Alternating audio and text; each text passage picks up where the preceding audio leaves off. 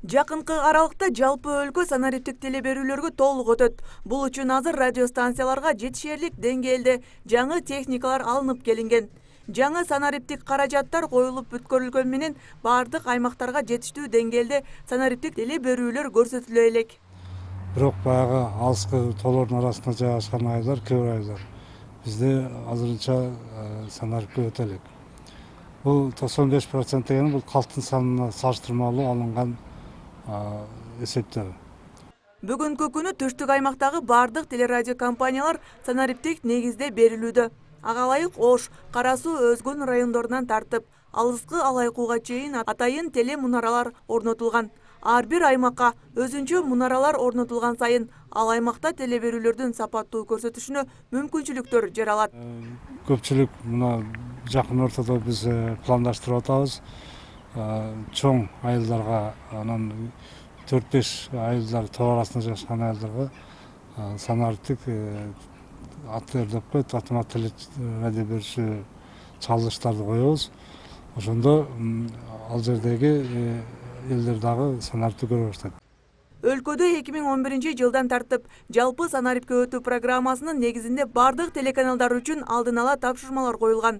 Программага ылайык Кыргызстан 2016 жылдын ноябрь айында толук түрдө санариптик тартипке өтүүсү кажет эле. Бир канча жеке менчик телеканалдардын даярдыксыздыгынан улам бул программа ишке ашпай калды. Бирок майга чейин программа толук түрдө иш жүзүнө өтүшү керектиги учурда каралууда. Негизи Кыргызстан 2006 жылы 114 өлкөнүн арасында эл аралык келишимге кол койгон. Ошол келишим негизинде Кыргызстан милдеттүү аналог телекөрсөтүүлөрдү эртеби кеч өчүрүү боюнча. Азыр мына кайсы күнү өчүрүлөт бекитилди. Эми ошого жараша биз жумуштарыбызды жүргүзөбүз. Санариптик теле берүүлөр аналогдук теле берүүлөргө салыштырмалуу бир канча сапаттуу жана көрүүчү үчүн ыңгайлуу. Бирок көпчүлүк жарандар бул нерсеге азырынча көңүл бура элек. Ага карабай санариптик берүүлөрдү алып берип көрсөтүүчү каражаттар сатылып жатат. Жаңы үлгүдөгү сыналгылардын дээрлик баарында санариптик теле берүүлөрдү тартып берүүчү атайын каражаттар орнотулган. Ал эми эски үлгүдөгү сыналгыларда мындай каражаттардын жоктугуна байланыштуу жарандар атайын мындай туннелдерди сатып алуу керек болот.